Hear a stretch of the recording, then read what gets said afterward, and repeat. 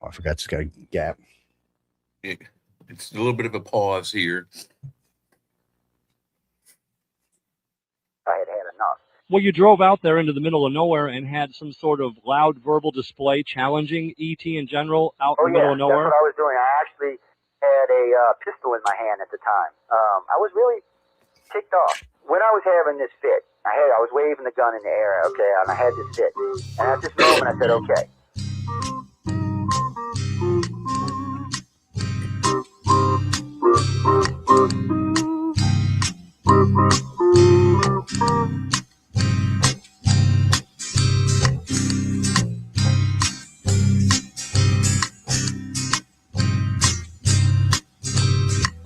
He was a Louisiana man named Montaldo. Folks around called him Six Gun Joe. Yo. Worked with ICAR, don't you know? Yo. Investigating UFOs. Out for a drive with a gal one night, they stopped to check out the reporting site. When an alien lit right there on the ground, he commenced to throwing his weight around. Now, old Six Gun didn't take too kindly to that kind of thing, especially without Vaseline or anything like that, you know. Seriously. Well, Six Gun looked that critter right in the eye and said, "Any last wish before you die?"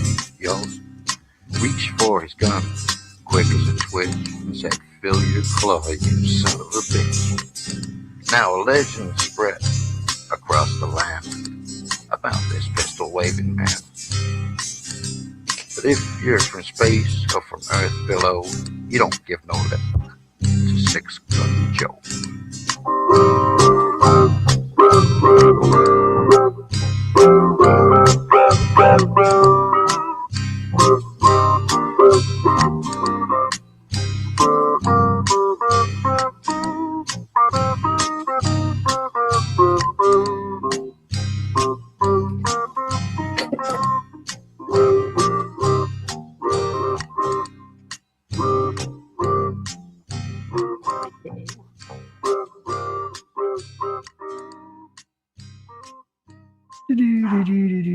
Welcome to the Light Gate, where reality bends and the unseen awakens. Preston Dennett, joined by Dolly Saffron, guiding you beyond the veil and into the infinite unknown. Every week we unlock high strangeness, extraterrestrial contact, hidden realms, psychic awakenings, the afterlife, and secrets they don't want you to know.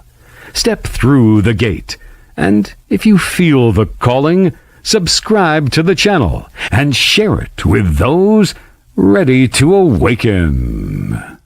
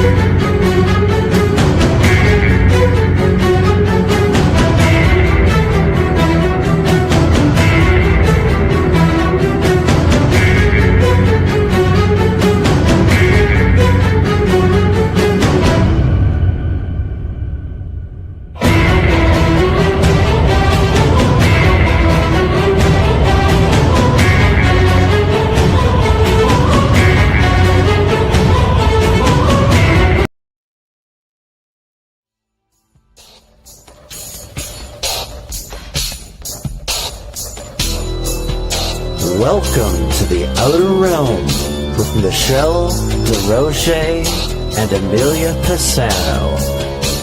Airing live on the United Public Radio Network, 105.3 FM in New Orleans.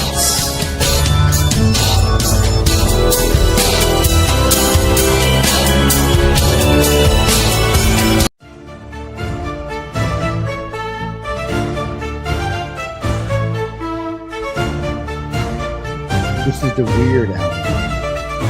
It's got a weird music.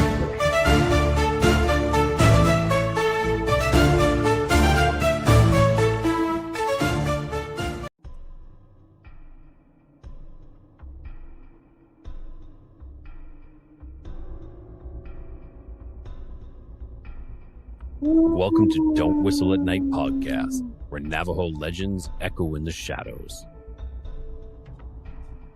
Darren and Dawn will guide you through the sacred fire of native storytelling, where the old stories breathe, the unknown walks among us, I'd be shooting this and voices long hidden rise That's to be silver heard. Bullet's got you covered, buddy. Has to be a silver bullet. I got And some silver remember, bullets. Legitly. I got Don't a couple in each whistle at gun. night.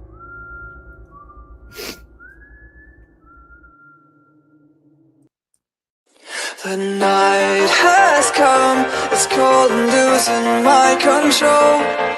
Your light is gone, and lonely darkness fill my soul.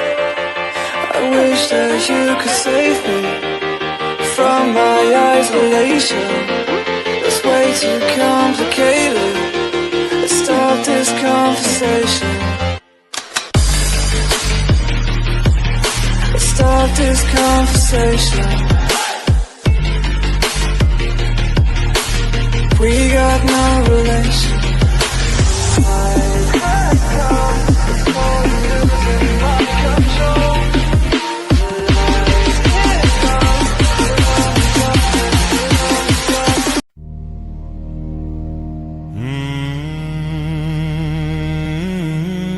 I think we should start singing when I hear this song.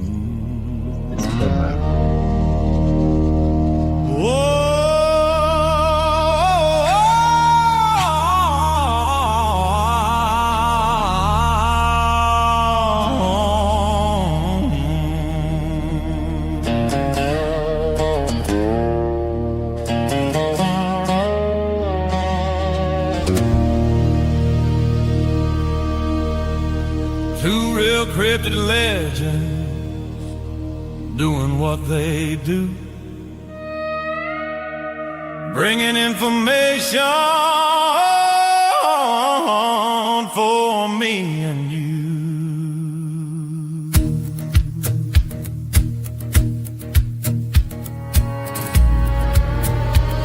Ron Moorhead and his Sierra Sounds, Daryl Denton, the Tennessee Bigfoot Man, along with Michelle Desrochers, bring adventures across this land.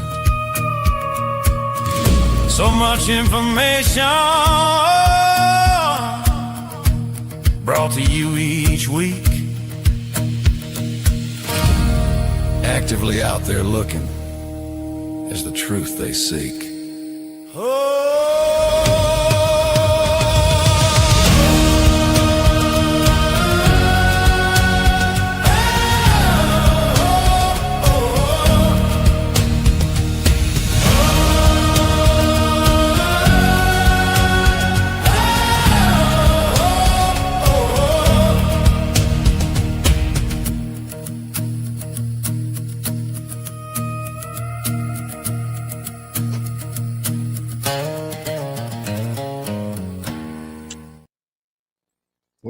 Well, and double well. Welcome to UFO Undercover. I do so many shows this week, I forget which one I'm on half the time. What's that, Jimmy Lee? No, I was on Pal Talk, not on his computer, but on the other computer yesterday for a little while. Yeah, you would think while I was on there, I came over and put it on here, and I didn't even think about it. That was just, I was actually creating a room, and I'm thinking about setting up the United Public Radio room. Well, the original room is UFO Alien Phenomena. and it's an old group, and it's been around a long time, but it's been semi-retired for a decade now. Yeah, it's a good friend of mine told me that was going to happen when we started the station, but it's it's kind of one of those things that goes on. Palato's is a good communication place. It never got super huge, but it's big enough. I mean, it's got a couple of 50, 100, 200,000 people. I think it's 4 or 5 million subscribers or something. Yeah, I think back in the heyday, we were getting on Church of Mavis. We had maybe at the peak, maybe 15 people, 25 people most in the chat room. Usually, it was around 7 to 10. The only time you've seen big chat rooms is when we had big guests, and that was more on Wake Up USA than it was on the other one. It's well, Jamie, Wake Up USA we had for about 4 years, and it had gotten pretty well known. Well, so Jeff, when he created Wake Up USA, a UFO study, I was its 5th host, not its 1st. And he just wasn't expecting a host like me. It became really popular really fast. It grew really, really fast. And the only reason it doesn't exist today is because a friend of mine owns Pioneer Radio in Hong Kong. He called me up one day and said, Joe, I'm going to give you my station. I was like, what? Yeah, he said, you can use our service at broadcast in Hong Kong, and we'll set it up. Matter of fact, he even got them sponsored over there. So all we have to do is provide material. They do everything else. So it's a nice thing. And it is still called Pioneer Radio when you're in Hong Kong. It's just an addition of United Public Radio. It's an addition of the UPRN Talk Radio Network. That's what it's been all turned into. But it's been there a long time. So anyway, long story short, I said, well, Jeff, let me just put Wake Up USA over there. I'm hosting. It's not my show, but I'm the host. I own this network, so I'm not making any money off of it. So why not? He lost his mind. I mean, he lost his mind. So I said, well, dude, look. So if you're going to be a dick, excuse my language, ladies and gentlemen, I don't usually curse in the show, but I said, if you're going to be like that, I said, well, fine, I'll just start a new show and we'll start a new network. And that's how UFO Paranormal Radio came around. I mean, we needed it anyway. We were looking for a way to put out information from ICAR, from the International Community for Alien Research, and waiting for Coast to Coast or any other show to pick you up and carry you. You just never know when that's going to happen. But unless you put out a book every month like Nick Redfern, yeah. So when you own a network now, so we can just put out material when we want to, and then we can publish it and let people know about it, and then we can go on other networks and let people know that it's available. So it's a much easier way to do it, and we assimilate to way more people that way. Well, Jenny, so I was just telling Jay earlier that the last week's show we did UFO. I mean, not UFO. I'm sorry.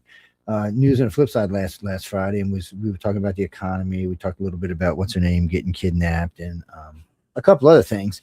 The show did really well, but it also did well that night. It was around 4.6 million listeners before we wrapped up that night. Yeah, so it's easier to get the word out when you have a decent audience. Our audience is very diverse. It's actually kind of irritating sometimes. It's so diverse. What is it? 189 countries we hit. UFO Undercover. This country here goes to this show we're on right now. It goes to every country in the world. There's not a country it doesn't go to. Wow. In news, every country in the world. News on the flip side, yeah, we actually sat down and went over it a couple of times. Who do you don't think we go to? We go to North Korea. We have more than 20 listeners in North Korea. Hey, we got listeners. Venezuela, pirate listeners, but they're listeners. In Venezuela, we have more than 60,000 listeners in Venezuela. There's not a country in South America, Central America, North America. Just in America alone, we go to 400 cities. Well, pretty soon Venezuela will no longer be a South American country. It's very close to becoming a North American country. It's going to be adopted. It's no, and that's funny you say that, Craig, because think of this. The New York Post. What did Craig say? Because I can't read what he's saying. Okay, so he was saying that no, there's no way you can broadcast in the Middle East. Everybody's banned. No, see, that's not true. BBC is banned from the Middle East. NBC is banned from the Middle East. Fox is banned from half the Middle East. We're not banned from any of the Middle East because we haven't gotten on their shit list yet. Yeah, we have listeners in Iran. We have about 50,000 listeners in Iran. Because it's the topic matter we talk about. Now, we do have a political show, and now we're going to probably have more coming on. But you don't have to listen to that. The majority of people who are listening overseas are listening to the paranormal side of it. Yeah. Yeah, they listen to UFOs and stuff like that. Well, there's just like I said, it's 4.5 million people listen to Jay and I rant on the chat, and closer to, I mean, on using the flip side, there's about 5 on the chat. Now, I'd have to sit down and see how much of that's crossover. I bet you at least half of it is, but still, it's roughly 7 million people we're getting to every weekend. Plus, I'm on before that on the Arthur's Quill, which is 4.5 million, and it's completely different audience. Yeah. So we drag some of them in because we're talking about science fiction and fantasy due to the book writing. So that gets drug into some of the other shows, and I always push the chat, and I notice every week because I tell a guest, if you want to find out how actual crazy I am, since you're going to meet me in LA, you might want to come hang out at the chat. It's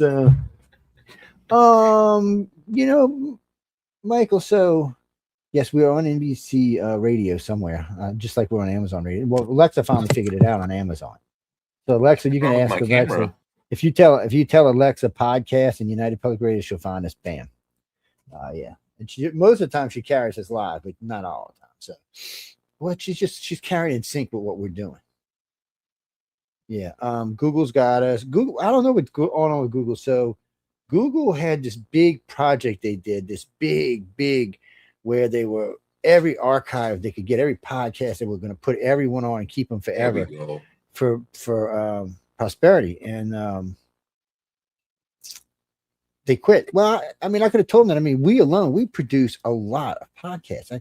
People don't understand how many podcasts I've produced in the last 30 years or last 26, 27 years. It's a lot. So right now, and this isn't. What is it, a terabyte worth you have already of archives? I got more than terabyte. I got these 5 terabytes there, 3 terabytes there, probably 2 or 3 terabytes spread out in these computers. So think of it this way, people. Right now, we produce 100 hours a week every week. You can do the math, but that turns out to be every year. We've been doing this for 26 years, but there have been times that we've actually been producing more material than we are now. We're producing a lot now. And there have been times where we've been producing up to 140, 150 hours a week between re-archived, syndicated, and live shows. No, actually, no. If I'd let Michelle, she could, but I'm funny about syndication. I prefer live shows as much as we can have on the network. It's not just live. I like the shows to be from our network. Yes. That's just a thing, man. I don't want you to be able to get it anywhere but here. Yeah, even though we're on like 200 different places you can listen to us at, it's still us. Yeah, when you hit a podcast site, it's us. It's just a site that we're on, yeah. As far as I know, we're on every podcast site that exists. If it's not, just write to me at icarcox.net and I'll have us added. But as far as I know, we're on every one. When I type in the station name, either one of the station names, just endless amount of podcast sites. And it's more than that. Most of them write to me now. When a new site starts, I'll usually get a letter asking if they can use our material. I mean, currently we have 25,000 archives available online. We have over 100,000 archives since the network started. Yes. Now, there's probably 15,000 of those that the audio is questionable in some cases, but still. Well, we've been doing this, like I said, we've been doing this a long time. Just think of it like this. So I've got what right now? Let me think for a minute. Let's see. I've got 1,400 UFO Undercovers. Just that alone. Yes, that's just me on one show by myself. 1,400 archives.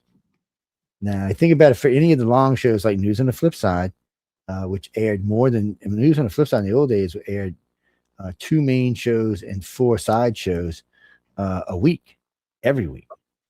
So that was 7 shows a week it was airing. Do the math on that one. And that one's around 2,800 archives, give or take a couple. Easily, just on 4 shows that I host were over 11,000. And there's 35 hosts on the network right now. 35 shows on the network right now. It's a lot. It's just a lot of material we produce every week. And the bitch part is the video. We store most of it online because it takes up so much space. Which actually you can cheat. You can upload it to YouTube and download it back, and it's about half the size. But you do lose a little bit of quality. I mean, most people aren't going to notice it, but I notice there's a little bit of quality missing. Yes. Hey Heidi, how you doing? Well, ICAR has current database about 134,000 investigated abduction cases.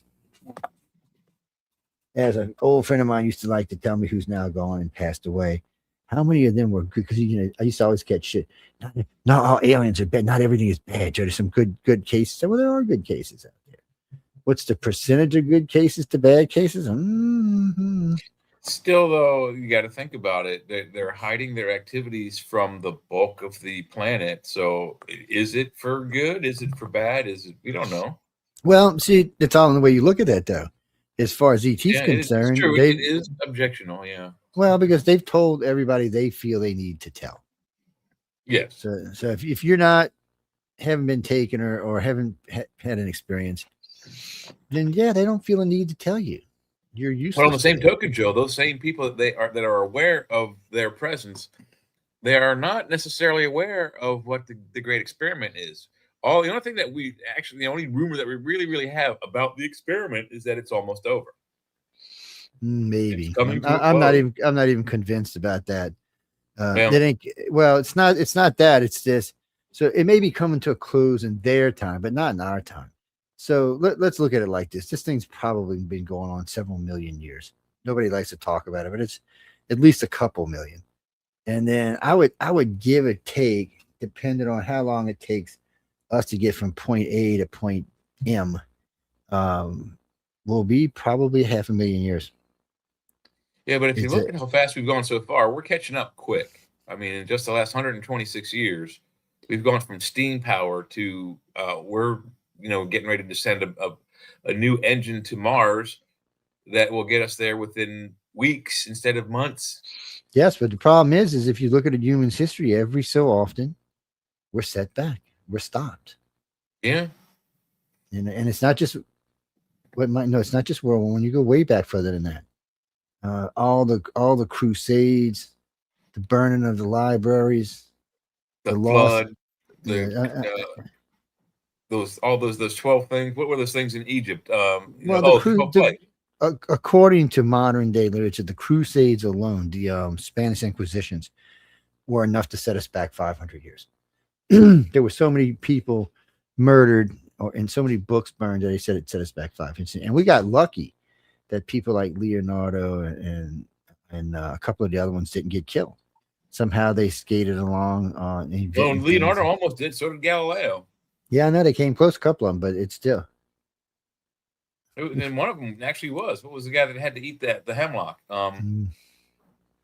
Aristotle, Socrates. One of them was, forced to drink poison. Well, Gene, because none of this stuff was acceptable back then. Yeah.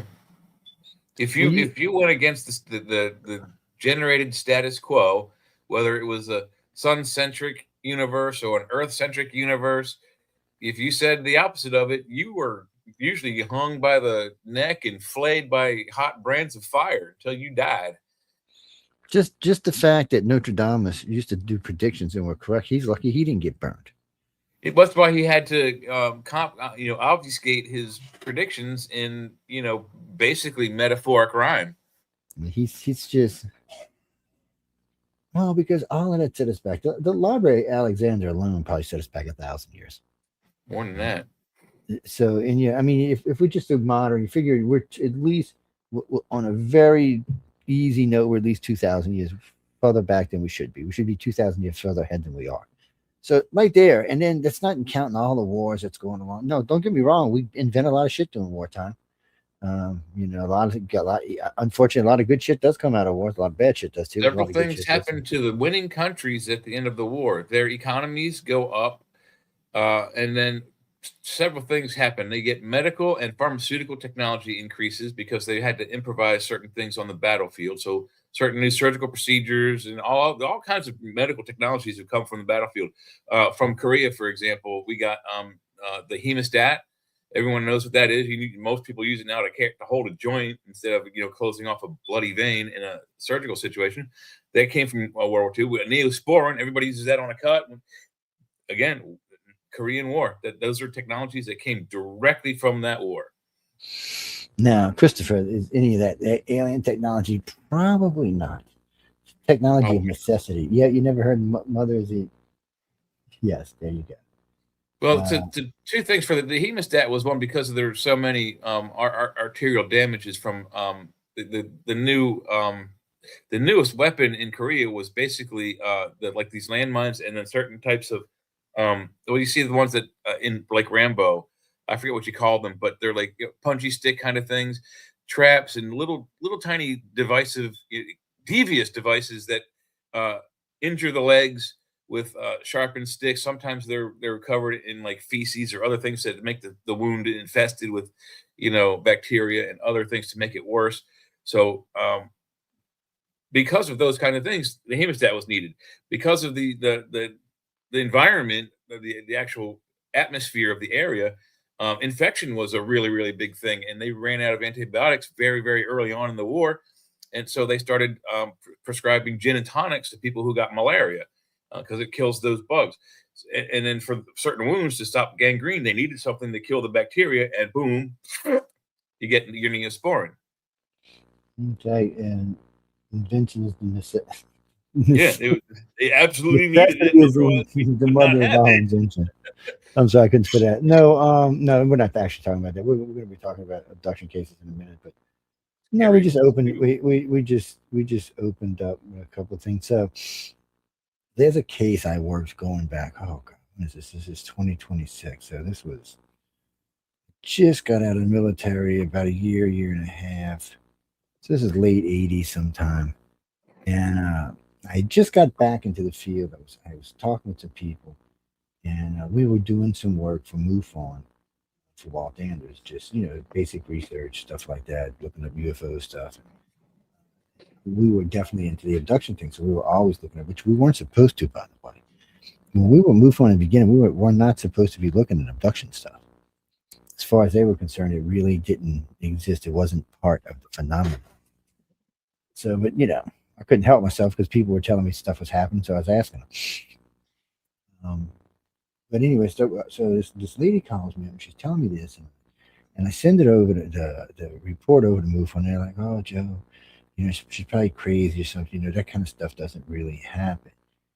And I said, "Are you sure?" She lives out in the country, and it's her and her two daughters and one son. And for a week, she said these lights kept coming, and all the kids, they'd go hide down in their basement. And they just knew there was something bad. They were coming all the time. The dogs were barking. Animals were acting strange. And so I sent the case over to one of MUFON's lead investigators, and he said, "Well, we don't do this kind of stuff." And I said, "Well, it sounds like she's really having a hard time." And I said, "She doesn't seem to be lying." Well, so I was kind of like, "Can we at least look into it?" They didn't let me go there. I forgot who they sent. Bruce. They sent this guy Bruce over there. He went and looked at it, and he said, "I don't want to look at this." He said, "This scares me." He said, "Because I have no doubt this woman's telling the truth." So then I forgot who it was. It might have been John. So there's one of the big wigs went over there and said, "Oh, no. This is a fake. She's just looking for attention." So I said, "Blanket" is what I said. I can't use that word here. And I got in the truck, drove over to see her, and which was probably 8 hours from where I live, 9 hours. Pulled up. She lived in a nice little house way out in blank nowhere. Nobody, I think her nearest neighbor was like half a mile, maybe a mile. And that's a hike. So nice, but she had a nice place with nice stuff around it. So we were talking, and the kids come out, and the kids' voices were all shaky and stuff. And they said, "No, Mr. Joe, they just keep every night, and then we wake up, it's morning outside. Sometimes we have marks and cuts." And I said, "Why don't you tell the directors that?" She said, "Oh, no, I don't want to tell them that. They already think I'm crazy." I said, "Well, that's true." I said, "But don't feel bad. I mean, most people who's going to say they've been taken by aliens is going to be crazy." I said, "Are you willing to undergo a polygraph or regression hypnosis?" And she said yes to both. So I set up a friend of mine, because back then I hadn't started doing voice dress yet. I set up a polygraph for a friend of mine. I actually called MUFON up and said, "Hey, look, why don't y'all pick your questions?" I said, "I'm going to ask these 5 questions." And I said, "Why don't y'all, since you have issues with this, why don't you come up with some questions?" And so they came up with some questions. And Sorry. Sorry, guys, I'm losing my voice. So anyway, we get in, and most of them had a manuscript on what the original case was about, so they had a chance to go read it and look over it and see what was going on. And so they formulated these questions, and polygraph guy got everything set up, and they started asking questions. And they were asking some pretty tough questions, and polygrapher looked over at Walt and said, "So far, she's telling the truth, Mr. Anderson." So I said, "Well, y'all through with these dumbass questions you're asking." This is exactly how I said it too. And I was young back then, young and dumb. And so I walk over to her, sit down next to her, and I started asking these questions about what happened, how it happened, and can you direct me in any direction to something where there might have been something where you seen like coming through the door or through a window or something like that. Well, we get to talking, and the needle starts going crazy. I mean, it's like, and the guy's like, he's turned it off because he thought it broke. He put it back on, and it's still going. So he unhooks and it stops. He's like, "What the hell?" So he hooks it back up and it goes back to back. And as she starts to recount what she saw, this freaking machine went apeshit. It was almost like it was connected to an extra electric circuit. It was almost like her body was producing electricity. So I said, "Well, look," I said, "You know what? We're going to do a little hypnosis exercise here to see if we can't calm you down a little bit." I couldn't take it down much because then it would affect the outcome of the polygraph, which really didn't matter. It was already being affected anyway. So she starts to settle down. The machine starts to settle down. She starts talking about her front door. No, Jack, they didn't have ring cams back then. Sorry, dude. And if they did, it's probably high end and she didn't have them. But anyway, she's going on. She starts talking. She says, "Well, my son said, look at those pretty lights outside, Mom." So I walked out to the back door and I said, "Oh, look pretty. Maybe it's like a meteor shower or something."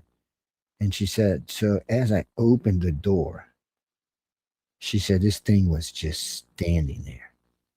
She said, I couldn't make out clothes because it was just a solid bluish gray color. And it was about 6.5 foot tall.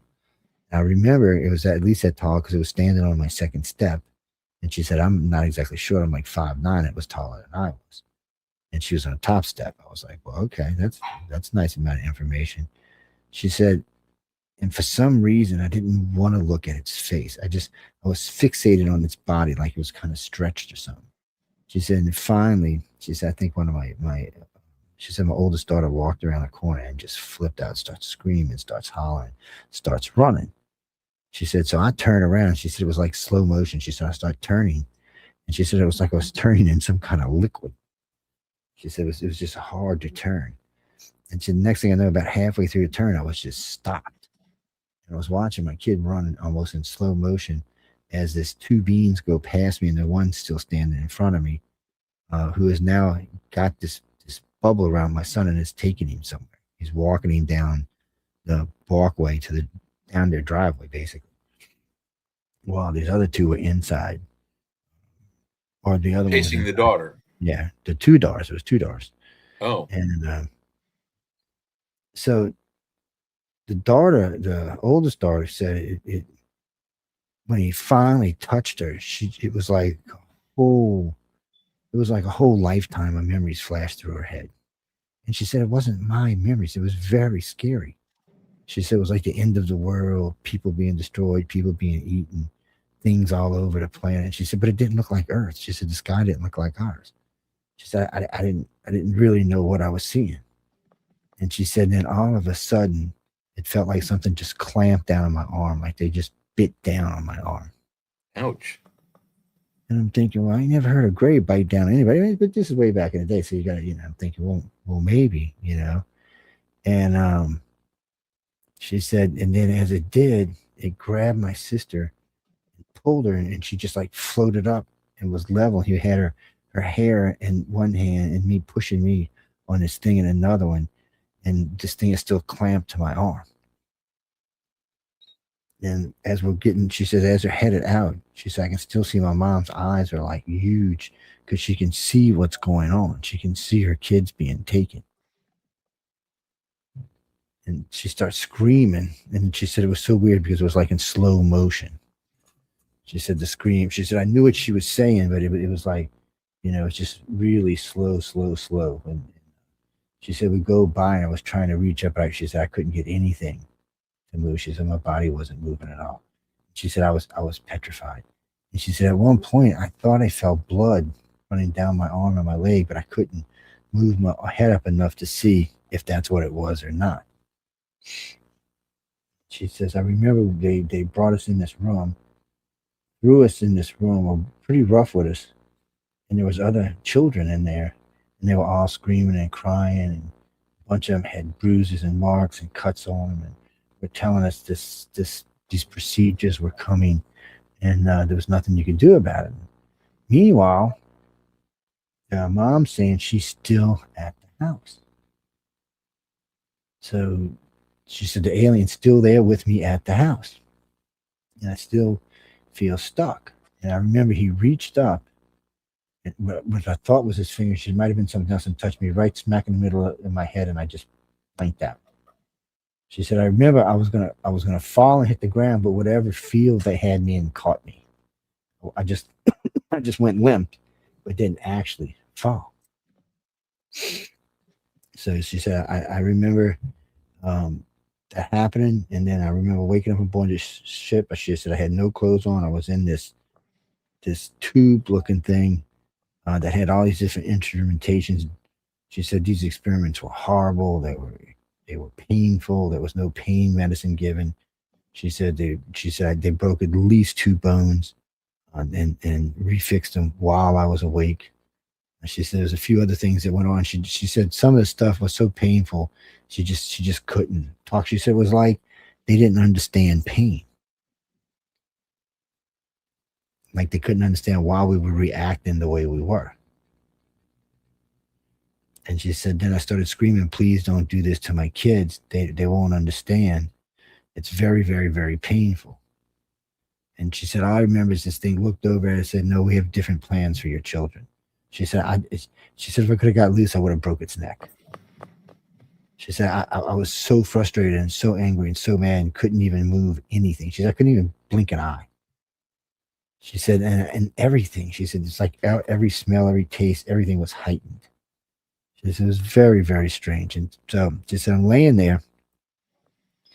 And they did a couple of experiments, and they gave me the stuff that kind of made me, she said, it's like, after you have your third cocktail, you're just kind of loopy but chatty kind of stuff. And she said, I remember that.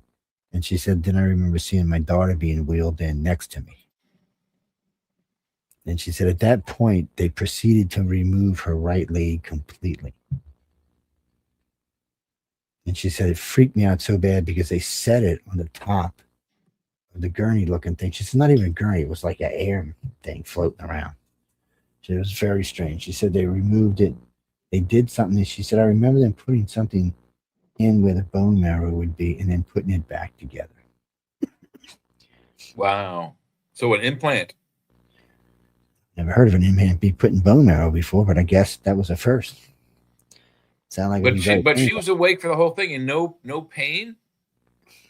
The daughter, she said, didn't respond to anything. She said whatever the daughter they had done to her, she wasn't feeling anything. So it sounds like with the mom, they were just testing her level of pain. With the daughter, they just were doing whatever it is that they were doing. She said, and it seemed like every time they would come get them, there would be these rounds of these kind of harsh and hard types of experiments, breaking things, seeing what we can take, pushing us mentally and physically, just to see. She said one time she remembers seeing her youngest daughter.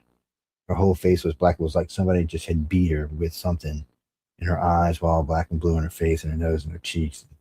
She said I actually started drinking for a while. She said I had to get the image out of my head. And she said, but when we got home, she was fine. She said, no, I tell people this, they look at me like I'm crazy, Joe. She said, but I had hypnosis done. I've taken a lot of tests. She said, I've passed every one.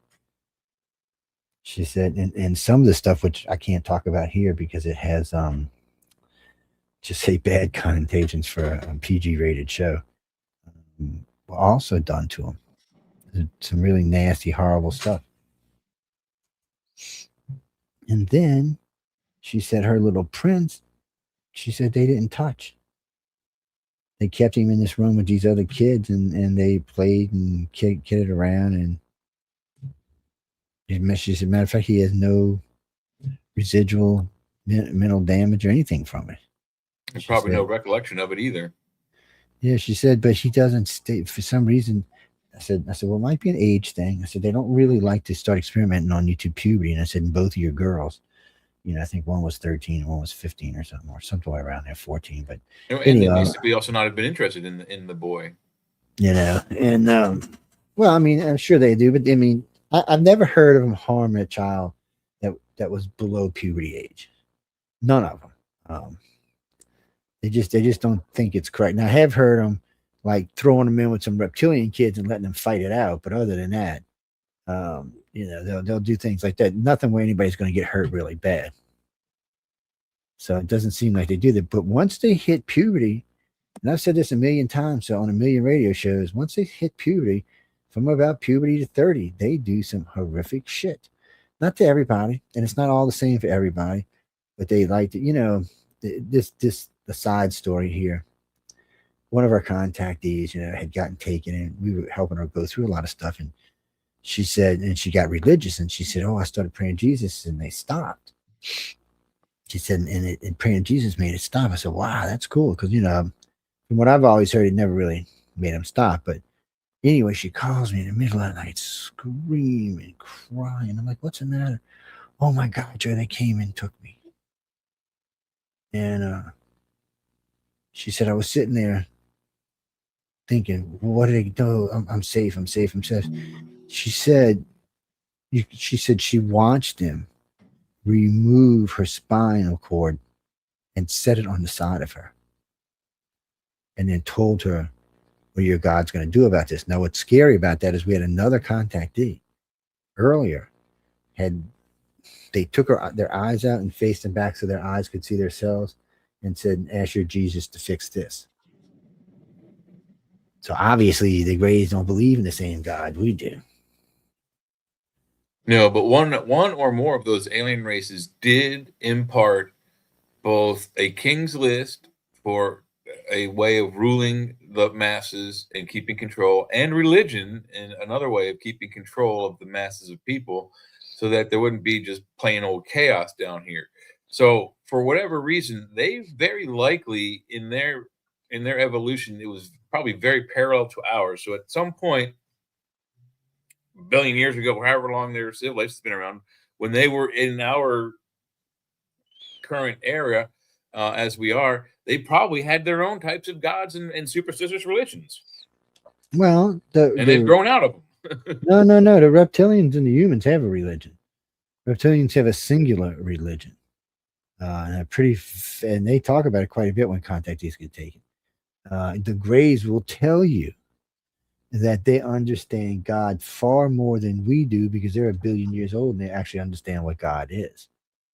So you can't even argue with them. Working with God, we couldn't tell. So you don't even know exactly what the hell they're talking about. And the humans also have a religion. But their religions are not all consuming, and it doesn't cause mass chaos and destruction in their nation. But of course, both races seem to only have one religion. Now, are all of these races, is it the same religion? Are they worshiping the same entity? No, I have no idea. As it were, we don't the have reptilians. The reptilians seem to be worshiping something entirely different than what anybody else is. The Greys talk about the Christian God. And it's, even though they're the ones that perform the nasty experiments and say, "Get your God to fix this." So are the Greys implying that the God of the Aramaic languages, the Bible and the Torah and all that he actually is an entity, he does exist, or is he what just they're implying is that they're more powerful than our God. That's what I see. Gotcha. Yeah. Gotcha. Yeah. That's what they're implying. And I'm kind of like, wow, well, that first off, that's ballsy because they don't really know if God's real or not. So, it's kind of ballsy play, but I guess they do. Or maybe they just simply understand what it is. So Darian, is that how you say it? So in this woman's case, Darian, she had body reports removed at least 4 times, things broken a couple of times without thing. Her kids have had things, even organs removed. Both daughters and her have given up at least 3 fetuses each. Because not all ETs, really look at us other than like animals. Think about the way humans treated animals just 50 years ago versus the way they treat them today. I mean, a dog got sick, you just shot him, put him down, you didn't take him to the vet. They were just animals. But today, everybody now they're our friends and our fur babies. Yeah. Now we're teaching them how to speak. Yeah. Oh yeah, we're talking about how many words a dog can say now. Yeah, we're teaching them how to speak. Our dog Admiral, he can say "I love you." It doesn't. I mean, it's mumble, it's broken up English, but he says it. Them Malamutes, then some bitches can talk. Yes, because they don't bark; they do a howl, and it's easier for the howlers to imitate words than it is. And I think because Admiral's a German Shepherd, well, literally he's actually an attention hound. But I no, we haven't actually actively taught him how to say it. He just sometimes he just goes "Arr, arr, arr," and we're like, yeah, we do too. It's funny, but they're evolving on their own. I don't think we really have to teach them anything. They watch us every day. They're our friends. They're in our lives all the time. They're dogs and cats. One of them two, perhaps even both. If we die tomorrow, they could be the next dominant species on the planet. What are you talking about, Jesse? Well, you've heard me tell that story many times about when the cataclysm started. The dog was the only one that jumped across the cataclysm to stand with man. Actually, it was the wolf, but still, that's what the story says. It's the story of creation. When creation happened, the great cataclysm happened, and man was standing there in front of all the animals when the ground split and the cataclysm split us apart. Only one species jumped over with us, and it was the wolf. Most people say it was the dolphin and the wolf, but the story goes it was the wolf. And the wolf, of course, was domesticated into the dog, which is, most humans don't even deserve to have a dog. Well, think about this, people. Dog spelled backwards is God. You ever stop to think that every dog on the planet is just a little piece of God broken off, keeping an eye on us dumb humans? Yes, and although we have plenty of examples of Old English and Old German and Old European roots for the word canine, we don't have any such thing for the word dog. It just appears somewhere around the 1700s, I believe. Frank, we got to take a quick break. Yeah, no, we're going to be back in. No. See, there's more to that case, but it's nothing. I could talk about it on maybe the chat or on News on the Flip Side. No, here, because there's some stuff in there that is pretty harsh, pretty bad, pretty nasty. And there are things like, forced sex and things like that. Because they pick your mate and they want to breed you sometimes, like cattle. Yes. Well, what's funny about it is sometimes people develop relationships there that they bring back to Earth. And it's happened more times than I can tell you. Oh, yeah. What's really weird is when you meet somebody and they tell you stuff all about you and what you like to wear, how you sleep, the whole 9 yards, and you think, I ain't never met you before. What the bleep bleep are you about? Because they remember from their visits to the ships. Well, so when you get to a certain point with the Greys and reptilians and them, say you break like 32, 33, and you're still useful, the experiment stuff stops. At least anything physical does. They'll start doing hologram training, off-world training, stuff about the ships, or you'll become a communicator or something along those lines. Like a fighter. They want you to get out there and help spread the word and things like that. Or you might become a keeper who works with other contactees and abductees and stuff. So, there's lots of. It's funny you say keeper because it's kind of like the episode of Star Trek, the first pilot which was called The Cage. The Cage. And that pilot was never used. They cut it into little bits and pieces and made a 2-part episode called The Menagerie, which is another fancy word for zoo. Yeah, so that's we're going to see that sometime on Strange New Worlds. Sooner or later, he's got to go there. At some point, Pike and Spock and Dr. Piper, we haven't seen Dr. Piper yet. They all have to make it to Talos 4. Well, and then sometime after that, and before he sees Kirk again, he has to get hit with delta rays. And so he knows when that's coming. So it's close now. They're saying this will be their 4th or 5th season. They're getting close. They might get one more season. Their third season coming up. Well, anyway, they're saying it's like, well, so I guess they're going to count it as 8 years, and so they're saying there may be one more season, and then that's it. They can't go any further because Pike no longer exists. Because if he changes, he exists, but he's he exists on Talos 4 with his blonde-headed girlfriend that it was also mutilated. Yeah, so she was messed up, guys. So you have to watch you can get the pilot. Yeah, it's available somewhere. I've seen it. If you have UPRN, you can get the digitized versions. But yes, you want to look at I would suggest you watch The Menagerie first, and then go back and watch The Cage, which is the whole bits of the video evidence in The Menagerie, all at once. So you'll see it in a different context if you watch it in kind of reverse order, which is how we all saw it. The Menagerie was on television before The Cage was even thought about. No one knew it. We didn't know where that footage came. Everyone just thought, oh, they just made that footage for that episode. No, they knew that they knew there was a pilot, but there were 2 pilots, which is very rare in Hollywood. They rarely ask you to redo your pilot. Because but also the original actor didn't want to come back either, so that helped Kirk. No, that's not true. He did want to come. Jeffrey Hunter would have come back, but at the time he was filming a movie. And they had just started, so he was contractually obligated to finish out the movie. Yeah, which means he couldn't come back. So he couldn't come back. Yes. Once you're done, you're done. Hollywood never waits for you people. You know that. No, once the project was greenlit, they had to find a new actor, and they scrambled. That's why they found William Shatner. Otherwise, it would have been Jeffrey Hunter. If they'd have waited another 2 or 3 months, just that long, they could have probably produced a better first season episodes than we actually got. But no, they ran with William Shatner. Yeah, well, William Shatner is who made it famous, though. So you don't know if Hunter would have made it famous. He's not the same kind of actor. Right. There was something about Shatner's doofiness that helped. But also, Jeffrey Hunter died very early on. I mean, I don't that's think true much too. longer after that series was he alive. Well, that's true. I forgot about that. He did, too. So he couldn't even made it into the big league.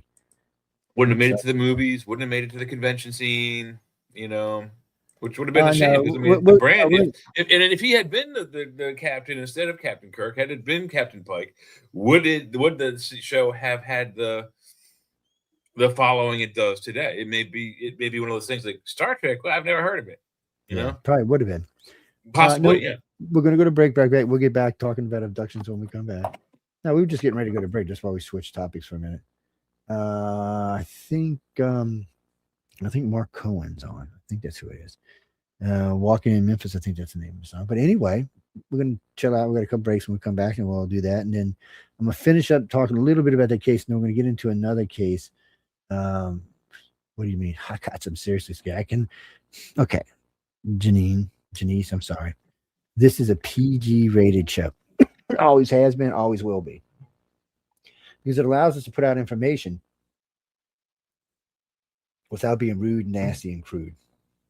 Well, that's a lot of that. And some of these extreme cases if you're at all queasy, it could very, very easily give you some kind of itis.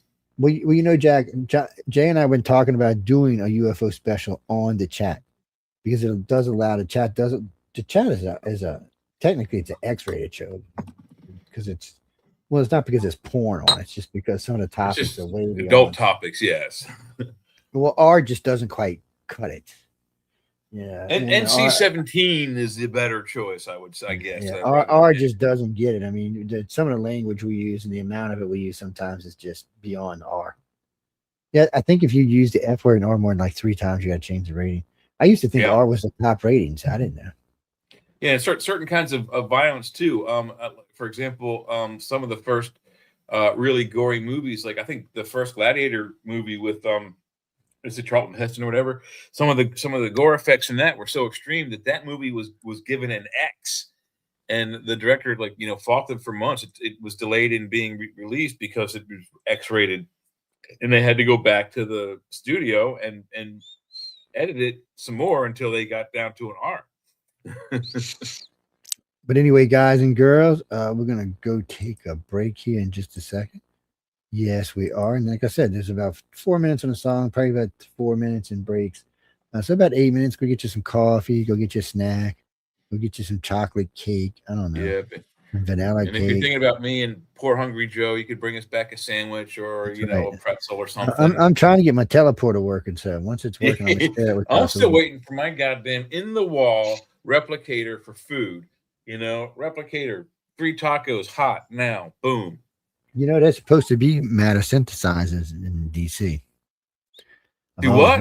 Yeah, there's supposed to be matter synthesizers in DC. In DC, that's like 60. Yeah. That's like 67 miles from me. Yeah, well, it was leaked a while back, and then they just blew it off, and then I forgot who it was retiring. He said, "Well, yeah, I know we were working on the project, making things out of nothing, pulling matter from other dimensions," is what he said, and using it. And then, that doesn't sound like a good idea. that reminds. First time when I heard that, first thing I thought about was Stargate Atlantis, the bridge they had going in the other universe, trying to blow shit up. Well, no, the first thing I think about is, whatever we're doing in that extra universe will be considered an act of war, and they'll come through on our side and mess us up. That's not a very good idea. Unless we melt them on the way. Hey, Joe. Anyway, guys and girls, we'll be back. We're going to take this break right quick. And it's Mark Cohen walking in Memphis. I've been to Memphis, yes. I've been to a lot of cities. I always thought that was what's his face? I might be saying his name right. No, it's he's just I think this is like a one-hit wonder kind of guy. But he does sound like Clapton on this. There's another song he does that kind of sounds like that too. Jack. Now, anyway, we're going to break so we can run out of time. The show's gonna be like, don't get the blanket, my blanket. She's gonna get blankety blank on us. So yes, she don't like when we get in her time. She gets. Let's get it blankety on. She gets feisty, man.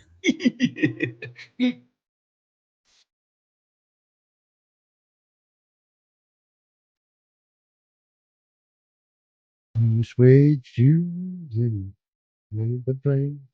He could probably imitate Bruce Springsteen too. Hey, buddy.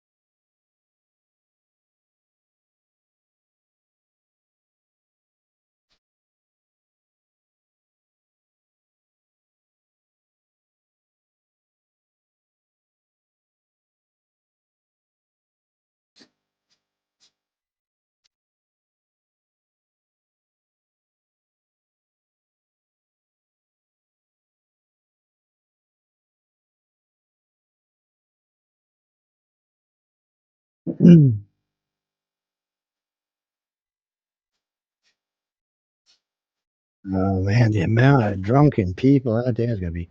They're out there right now drunk, off their happy butts. Probably don't even know what they're doing with themselves. It's just a sad, sad state of affair out there. My TikTok brain rot nephew ordered this weird-looking plasma lighter, and what happened next was an absolute embarrassment. And got all up in my ear there for a minute. It's a plasma lighter. Yeah, let's get that off the screen. Hey, welcome back, guys and girls. Yes, and why does plasma need to be lit? Isn't plasma already on fire? Kind of, sort of, isn't it? But isn't it? I would think, It's we're not gonna get into how many different types of plasma there are, because then you're just splitting hairs, because really plasma is plasma is plasma. Well, plasma, like what's in your blood plasma, that's a whole different thing. Yes.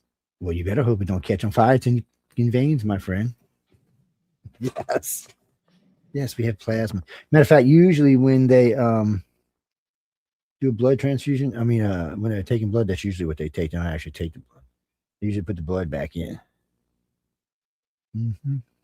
Yes.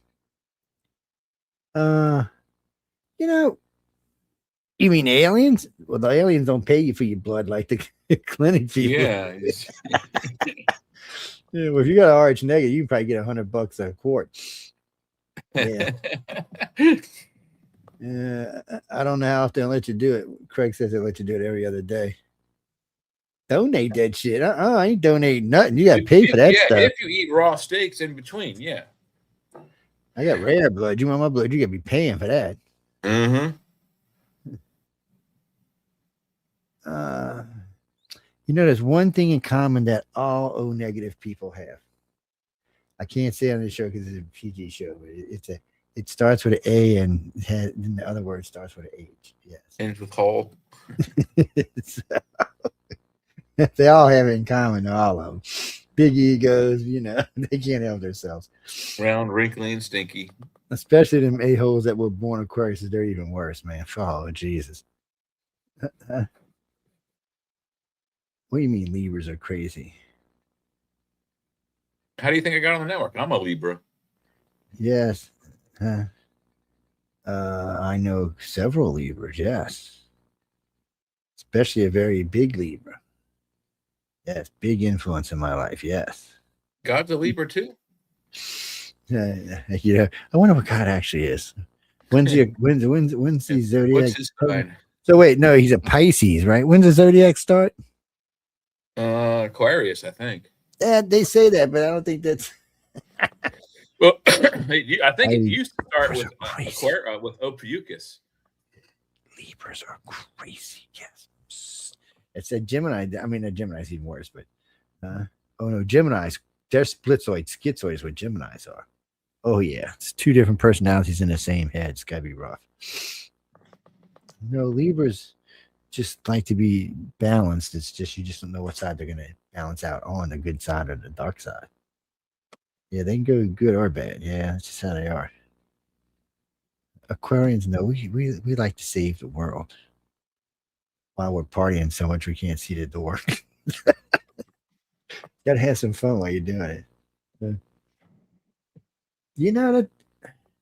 Oh no, but you know what? We'll be here Friday night. That's a topic you can bring up on Friday night. There's a lot of information being released. There's a lot of stuff you can talk about on Friday night. But anyway, so let me wrap up about this case we were talking about. So I still remember this. So where everybody's at our house, and it's investigations. So it's just like the third time everybody's out there, and the investigation is going, and they're trying not to believe her, and they're trying not, but she's passed the polygraph. She's been hypnotized. Everything's pointing to that's what's going on. So I remember Walton, I forgot whoever his name was. Maybe it was John. One of them, they both showed up with somebody else. This new investigator guy, and he's trying to put her paces, and he's kind of talking down to her kids a little bit. I'm like, look, dude, I can tell this is not something you really are familiar with, and I kind of see you don't want to look that this could be real. You just want to try to debunk it right out the gate. I said, no. I said, don't bother lying to me. I've been dealing with people a long time. And I said, well, you know what? Why don't you just hang out for a while and maybe we'll get lucky? And sure, blankety not. All of a sudden, all the electricity in the house goes out. So this dude gets a little high, like, oh yeah, it must be because she lives out here. No, it's just something down. I said, well, why'd the car lights go out? No, man. So he walks over to the car. The car don't even go click, click, click. Like batteries did. Car goes click. It didn't even go click. Yeah, click, click. what is the solenoid? It clicks. Yeah. It didn't do anything. It just turned and didn't make any noise. Nothing came on. No lights came on. No blinky noises came on. Nothing came on. And I said, well, I'm getting a little nervous here myself about it now, my friend. He's like, what do you mean? I said, well, there's not many things that can just knock out all the electricity. And I don't think in any case it's a good thing anyway it goes. And then you hear this weird high-pitched whine, like almost like a generator that was about to overload. Like not even a generator, just like an electric engine that was about to overload. I mean, it was really high-pitched. It was really whining. You even felt like it might have been producing some heat. And then it just stopped. And everybody looks up. And this thing is just above the house. It looks like that picture we use on the show sometimes. I look up and say, well, I think I'm going inside now. And I remember clearly no one could really move. Everyone was kind of. No, that picture's no longer in the menu there. Damn it. Well, to find it, but it was like it had sticky feet, like somebody stuck your feet and you couldn't move. It was really, really weird. And then you see the woman, she's like, and so like, explain it. It's like she's. Wait, I ain't got my camera on. Camera on. It's like she's out the door, like she's.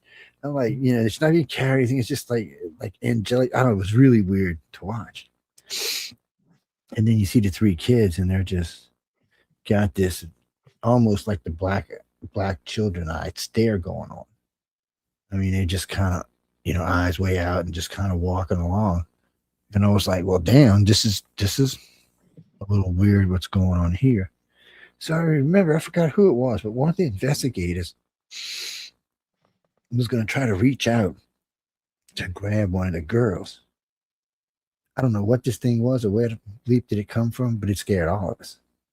It was big, had to be at least 9 foot, maybe 9 foot. I could only see it from the back, so I'm assuming it was like one of them royal grays and the big ones, kind of half-assed, looked like a manna almost. I'm not sure what it was, guys. Because she had been contacted by Grays, I'm just assuming this is one of the. I just don't know why it would have came down, unless she's. The Grays are really protective of some of their contactees, and no one knows why they are some and not over others. So subconsciously, maybe she got scared and sent some sort of a distress signal unwittingly through. Well, no, I mean, this was an ongoing abduction when this happened. Oh, okay. It was almost like the ship came over, recognized there were people there, stuck the people in place, called them out the house, and they're coming out on their own, which is not uncommon for a contact to happen. People come out on their own a lot of times.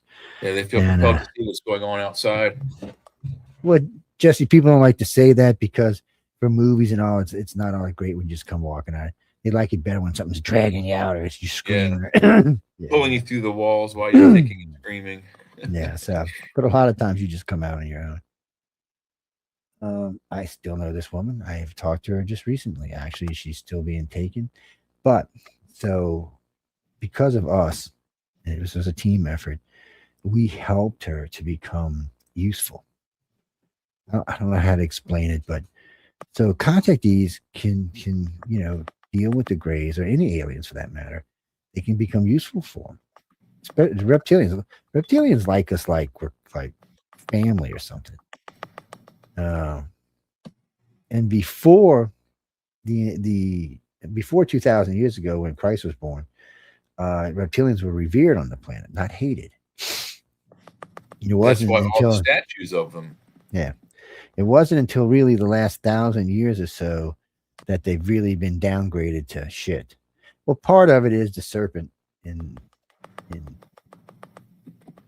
serpent stories in the book Garden of Eden, for one. So she gave, look, ladies, you're the reason we all live in hell. So just know that. The snake cult in Ireland.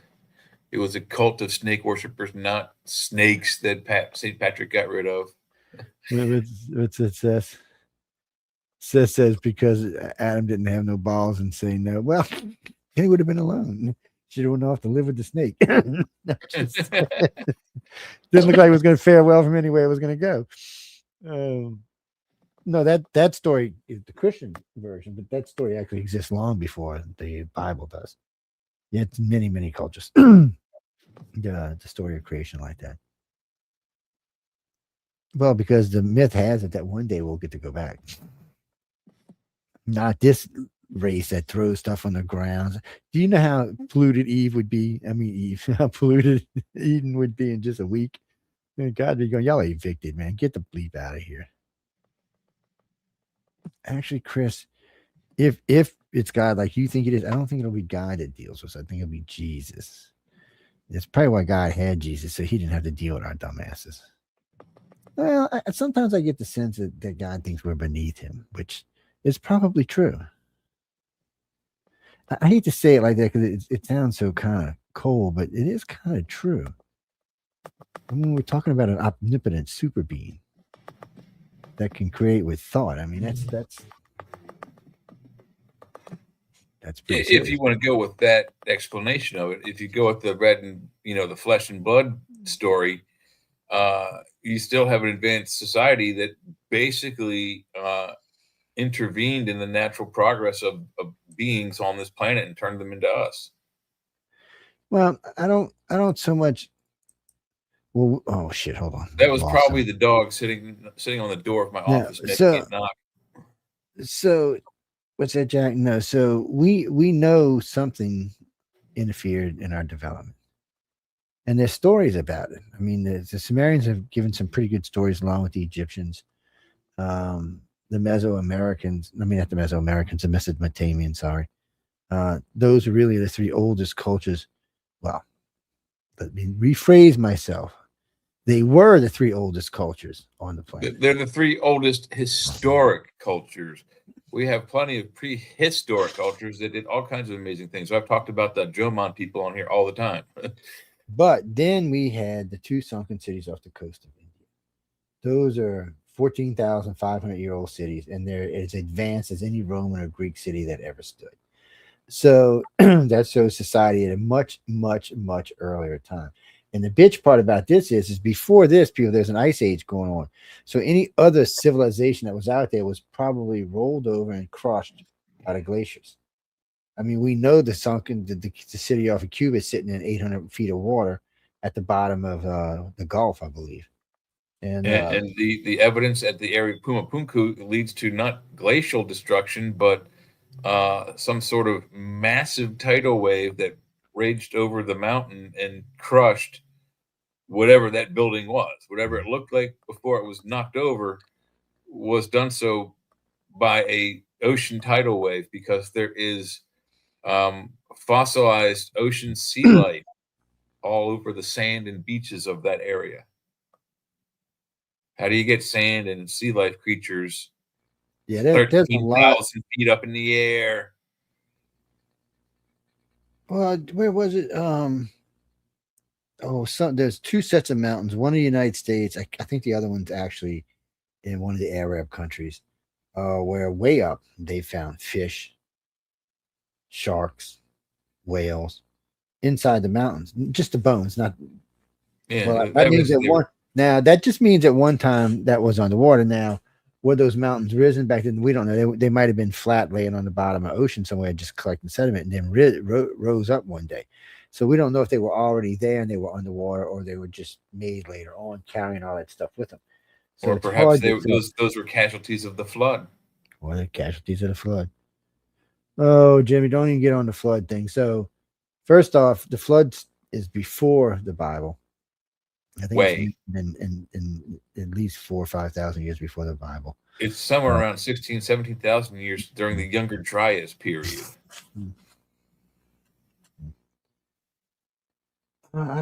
Micah, they don't know. So there's supposedly, there's a couple of things that goes on here. First, there seems to have been a flood back, I don't know, 100 million years ago, 50 million years ago, whenever the hell it No, it had to be before the Pravda map, or that wouldn't have been restored. That wouldn't have been found. So you're going to have the pre. I see. This puts humans much older if you go by any of these. Yeah, if you go by today's science, humans did not exist during the flood that's described in the Bible, because the evidence, the geological evidence of the actual flood, which we think is what's described in the Bible and other cultures, other even religious texts, puts that flood again, like I said, somewhere around 17,000 years ago. And allegedly back then we didn't have writing. And how do we know that it happened? We don't. It's all, hand-me-down stories from, eons ago. So 16 to 20,000 years ago is when the flood happened, and civilizations, just as far as we know, as far as our history to date goes, didn't exist. Well, people, there's no way there was a flood 6,000 years ago. I'm just saying. I mean, that's when they say civilization started with 6,000 years ago. That's bullshit. The Jewish calendar is something like 5,950 some years. That's how long they think we've been around. They don't think we've been around for millennia. And now that we've got the sunken cities off the coast of India, that's 14,500 years. So minimum. We went from 6,000 so we went from 6,000 to 14,500, and they're probably thinking that's when those cities got destroyed. It was around 14,500 years ago. That's not when they got built. So here you have a city like any Greek or Roman city, 10,000 years before the Greek or Roman. Well, actually the other one, they were unlike any other Greek or Roman city. They actually had hot and cold running water. Didn't we discuss that the other night? I remember they just had a lot of stuff that they just reminded you. They were way advanced. No, they weren't as advanced as us, Carl, but they were somewhere in between us and the Romans. And they knew stuff. For example, the Romans invented concrete, or at least a type of concrete that today we can't duplicate and is not as sturdy or strong. There are parts of the Appian Way, which was made in Julius Caesar's time, and it still functions as a road. There is an aqueduct system that is built with rocks and bricks and mortar and cement that the Romans again invented. 3/4 of that entire system are still functioning and still feed most of the Italian peninsula with its water supply. These aqueducts were made, they were made over 2,000 years ago, and they still work. Yeah, some of them are older than that. Yeah. Think about that. Their sewer system and their well systems and their water system is over 2,000 years old. We can't make a building that lasts more than 50 without starting to crumble on us. What's that, Jackie? They no, it just seems like there was a boost of technology or an understanding of things, and then it was lost. I mean, they were electroplating with gold. So they understood a little bit of electricity. Well, no, not just gold. They were doing electrum, copper, bronze, brass. But I mean, they were doing electroplating, and then of course the Egyptians swear they had some type of electricity to build the pyramids for lighting. So it just seems like there was stuff, and then it went away. At the very least, they were in control of at least battery-powered artificial lighting systems. That's pretty high tech. For a bunch of spear chuckers and people who drill things with a granite stone on something that's too hard for granite to cut through, or limestone to cut through. That's a good question, Jack. So the Roman impounded was 753 BC, so almost 3,000 years ago. This shit's been along for that long. That's the aqueduct is. Yeah, that's a concrete. It's what do you say, 387 BC? No, 753 BC. Wow, 753 BC. Geez. Yeah. Okay. Yeah. And continued until 1453. So 2,200 years the empire existed. Aren't they not still using it? I thought they were. No, this is how long the Roman Empire existed. Oh, the empire. Okay, got it. Yeah. That's what they're saying. It founded 753 and in the Roman Empire and continued until 1453 AD. So what is that? 20, almost 22. Yeah, 2206 years. That's an empire. That ain't us. We're only at what 250 years, right? Yeah, 250. We still got a ways to go. No, Jesse, we still got a ways to go. As a country goes, we still got a ways. Yeah. As a species, we've got a ways to go. Yeah. What the hell? We may have to take a break. There's something weird going on here. Jackie, we know we might have to. There's something weird. I don't know. Let me see. I don't know. No, there's something weird going on with that network system. I don't know what it's doing. It's doing something very strange. Let's see. Well, let us even take a break.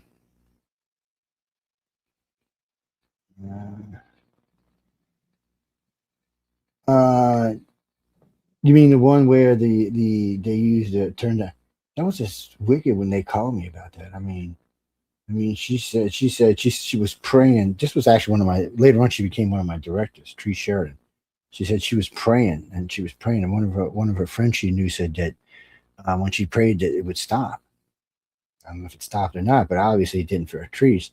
So she said they just took her eyes out of the sockets and turned her around facing her and told her to get Jesus to fix them, or can Jesus fix her? I forgot exactly what they said, but it was horrifying. It took a long time for her to get over that. So the weird thing is, I mean, how were they able to make her eyes still work if they were disconnected from the optic nerves and her body? They weren't disconnected. They were still connected. That's what she was saying. Everything was still connected. They just took them out and turned them around. Is there enough optic nerve to pull them out that far? Obviously, there was. Ooh. I couldn't imagine that. I just was like, wow. And yeah, then she had taken a polygraph for something else, so they asked her about that particular experience, and she passed. So no doubt that she experienced it, or she believes she experienced it. She experienced it. Yeah. It's and then I remember another director of ours, who became a director of ours. She was having an affair with a reptilian, or anyway, she didn't think it was a reptilian. But long story short, she met this guy and fell madly in love with this guy, and they had been seeing each other off and on, for a couple of years. She was living in France, and then they stopped for a while. And she married this Persian guy and moved to the United States, had a kid. I don't know how long it lasted, but it didn't last. She moved back to France, and this guy started coming around again, and they would go take trips and things and stuff and go places. And well, she's telling me about the guy one day because she's talking about how beautiful the guys are. And most of the time when women describe men, they call them handsome, not beautiful. But I was like, well, she says he's just so pretty. It's just like you can't take your eyes off him. I'm like, well, that's kind of weird. And we got to talking about times and places, and so I said, next time you're being taken, I said, I just want you to reach out and touch their arm. You don't have to open your eyes, just reach out and touch their arm and put that feeling in your head to what it felt like. And the first time she ran her hand down its arm, she said it felt like warm suede. Wow. Really soft and really smooth, like suede. And she said every now and then it'd be like a ripple or a line or something, but other than that, that's what it felt like. So we went through this for a while, back and forth, and I finally got her hypnotized the way she could bring herself out and look when she was being taken.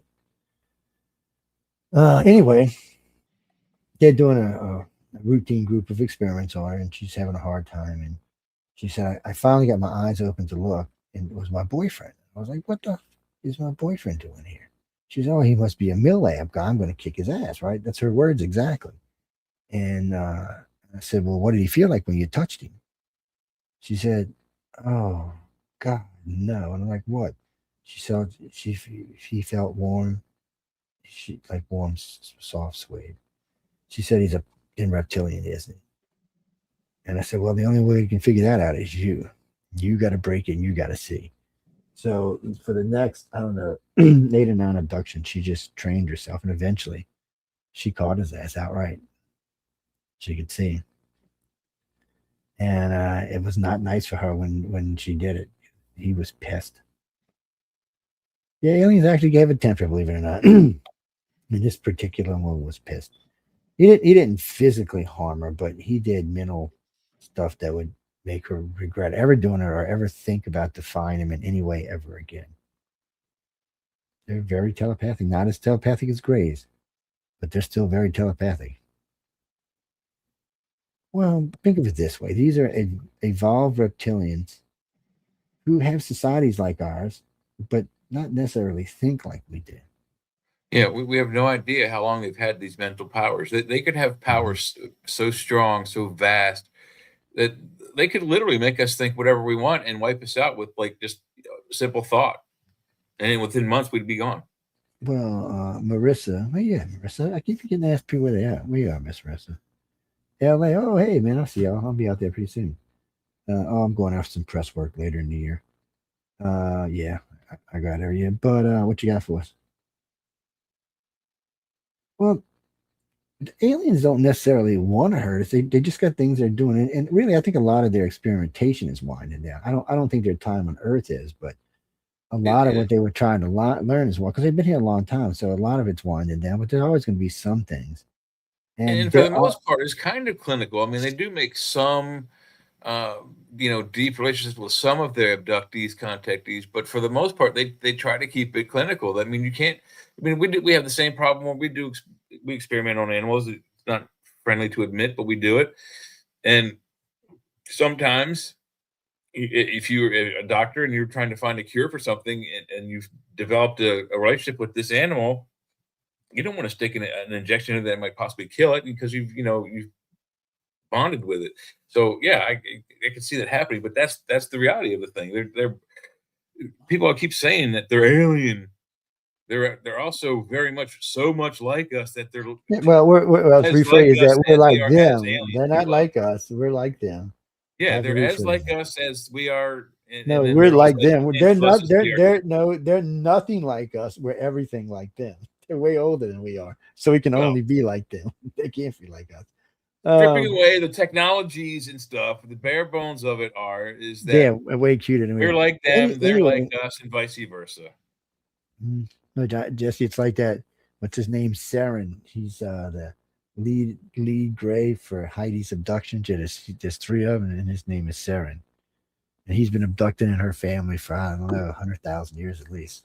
Same gray. Yes.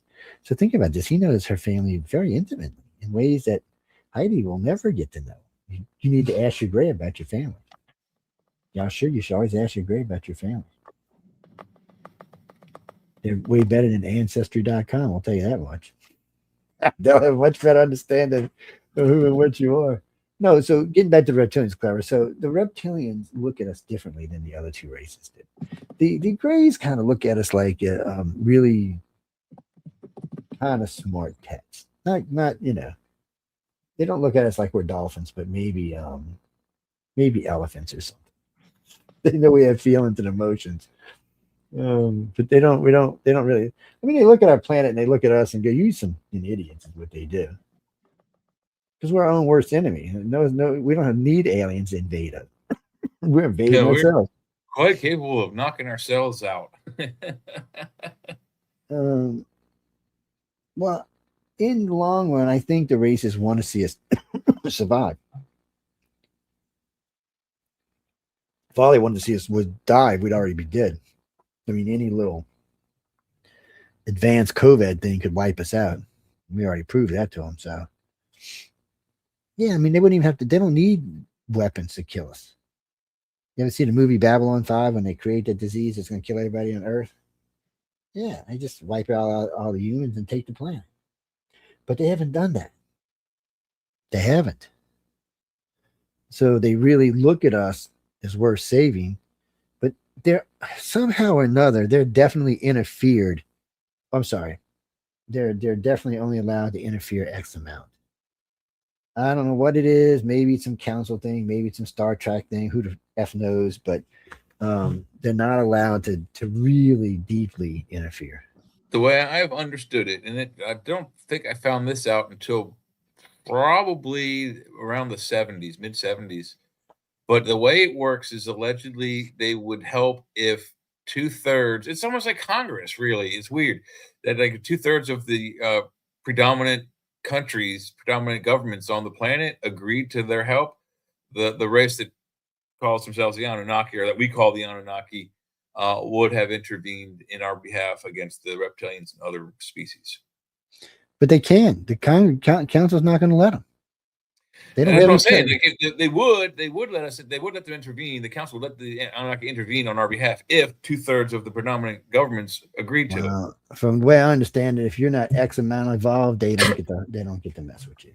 Well, because of the fact that we're right now, if you gave us warp drive as well, though, that aren't part of the Galactic Federation, I think that's why there's an exception. They get killed. They would get wiped out. They would wipe them out. No sentient race in this galaxy has given us anything of any consequence.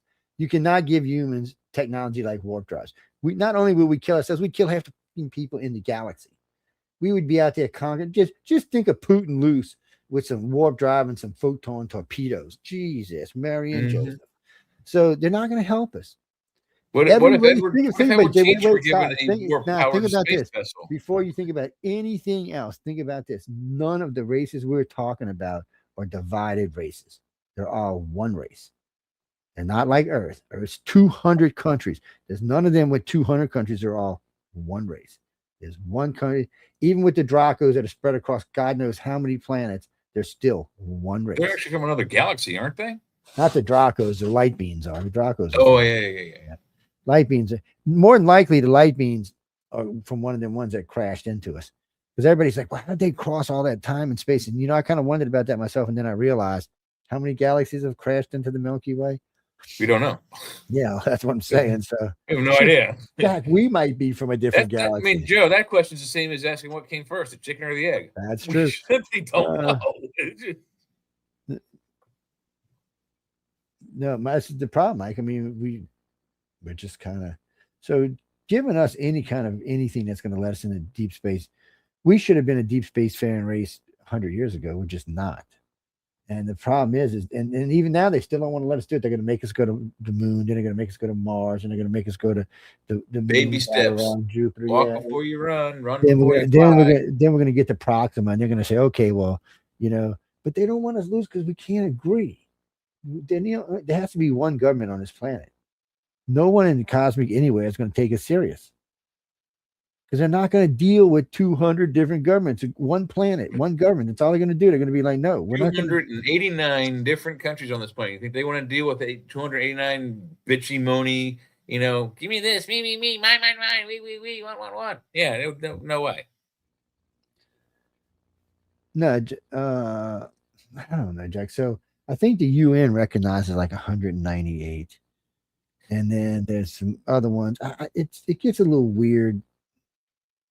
What do you mean? The UN recognizes China. China has a freaking veto vote. Yes, they do. I'm sure the aliens aren't happy about that either. No, what do you mean there's no UFOs in China? China's been talking about UFOs since they built the wall. Maybe that's why they built the wall, keep the damn UFOs out. Oh, I'm wrong. Yeah, sorry. It's 195 is the total amount of countries in the world as of 2025. Yeah. Well, because like Taiwan's not recognized as a country, Chris. There's a couple of them like that are not recognized as countries. No, we don't recognize Taiwan. If you take into account the number of territories and independent, like Greenland, for example, that number is actually 256. Yeah, so there's they call it there's the world list that are recognized countries, and then there's the bullshit. Yeah, Guam would be considered a country, but it's not a country. It's a territory of the United States, but it's an independently operating government system all on its own. Jackie, territories don't get to vote in our election. The territories get to vote and have governors and stuff. They just can't vote in the presidential election. They don't pay income tax either. You didn't know that? Yeah, if you're in the territory, but you don't get to vote. That's why you don't have to pay income tax. Well, there's only like 75 people on Guam anyway. How much are you gonna, Yeah, but collect Puerto income Rico tax? got a lot more than Guam, and it's also a territory. No, Commonwealths. People always get that confused. People always want to call the territories Commonwealths, but they're not. Pennsylvania is a Commonwealth. Yes. Virginia is a Commonwealth. Yes. That's because they just wanted to be particularly irritating at the time back in the day. There's no reason for it. They all got their own. Come on, Louisiana still has parishes, man. It's the only state in the union. Yeah, we don't have cities. They're called boroughs. Boroughs. GG, Yes. we got boroughs. Anyway, Borough, however, implies being underground, which really irritates me. And all the boroughs are above ground, so it makes no sense to me whatsoever. Darren, to answer your question, I have more than 500 cases, probably more than that, of body parts being removed and put back on. Are there any stories of body parts being removed and not put back, or a different body part being put on that no one knows removed? But I've heard a lot about taking babies out the womb and putting them back. Yeah. Well, there's, we've talked about this a lot too. Is the ones where the babies are taken, the child, the fetus, is documented on Earth by a physical doctor, X-ray, sonogram, whatever. There's physical evidence that this woman's pregnant.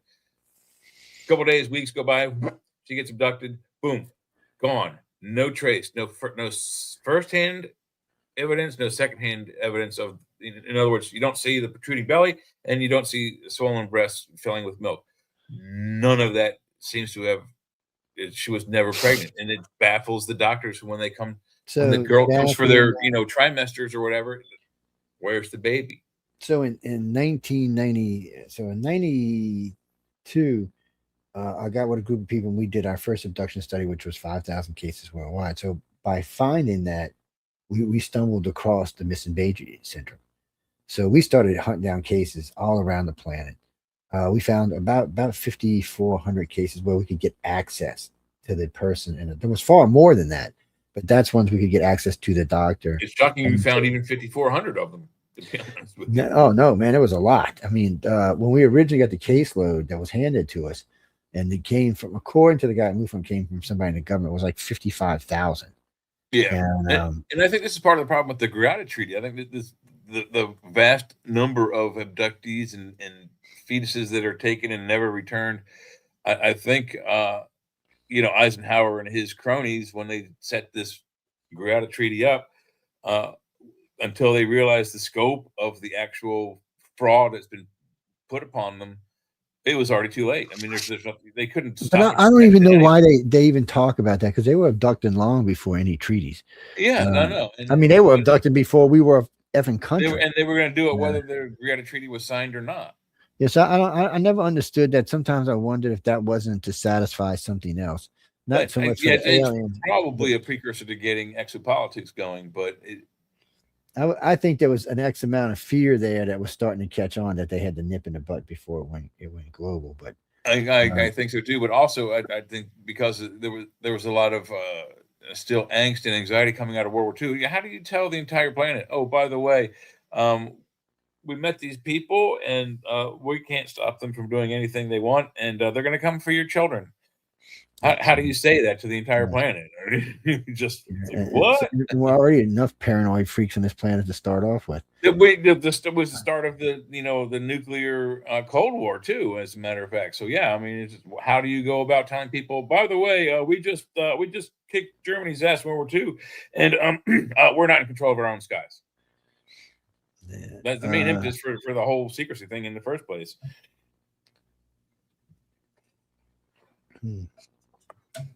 Barry, no.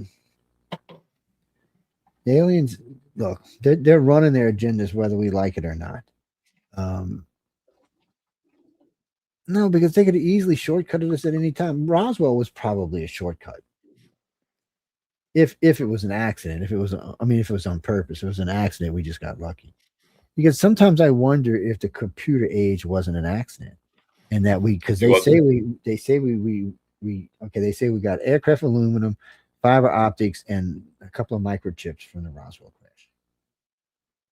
Now, let me be frank about this. At the time, we wouldn't have had microscopes that could have seen inside of those chips at the time. I think they would have had to wait another 10 Electron years. microscope is what would be needed.